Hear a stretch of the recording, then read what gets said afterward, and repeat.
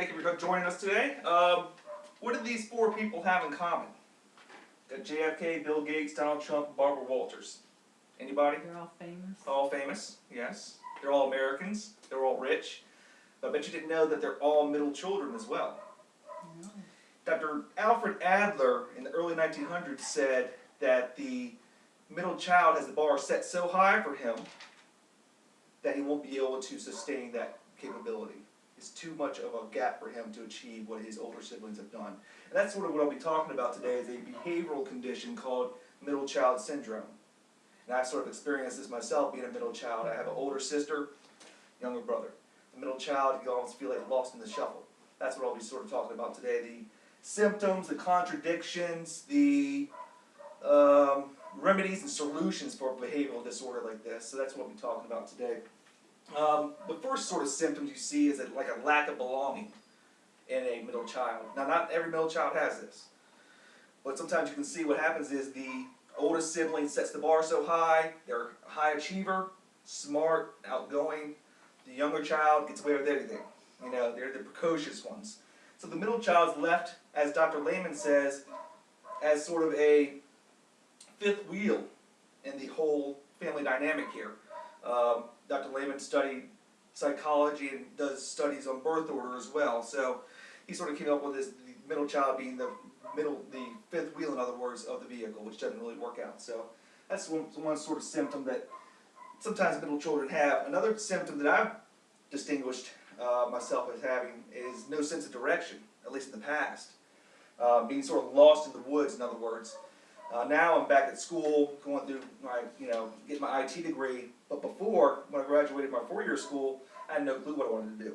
No clue whatsoever. That's sort of very symptomatic of middle children sometimes, because they don't know which way they're going to go. They got the oldest child being driven, leader, youngest child being precocious, doing whatever he wants. Middle child's left in the middle saying, what the heck am I going to do? So that's sort of what we're dealing with myself as well. Some contradictions that you might see with middle children, the antagonizer and the pacifier. Very big contradiction. That means they can mediate meetings very well, negotiate very well. Because I had an older sister, younger brother. I was always caught in the middle between the two of them fighting. So I can mediate, negotiate between the two of them. That's sort of a contradiction you might have with middle children. Another middle child contradiction is avoids conflict. But also, if you press him enough, guess what happens? He's going to bite you. And that's exactly what happens sometimes with middle children. You know, they want to stay out of the trouble, but if you press their buttons enough, they're going to bite you. They're going to bite you. So that's very, very symptomatic and an extreme contradiction with middle children. So we've seen some of the symptoms, some contradictions. What can we do to solve this? Well, with any behavioral disorder, there's always some kind of remedy. The first step is admitting that there's a problem. Now, like I said, not every middle child has these symptoms, and there's just a few symptoms that are listed. But sometimes, if you admit to the problem, that's the first step to getting it resolved, like alcoholism or drug abuse. I'm not comparing it to those two, you sort of see where I'm going at. Another remedy you could do is, as a parent or as an adult, meet the child's certain needs. Okay, middle child sort of feels lost in the shovel, like I said. So Dr. Lehman, what he does with his middle child, who's a daughter, every birthday, is those two go out to breakfast, lunch, and dinner.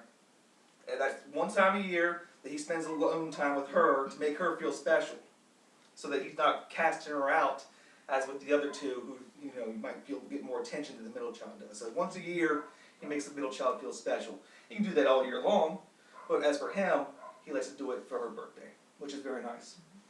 Another solution is don't play favorites or compare children.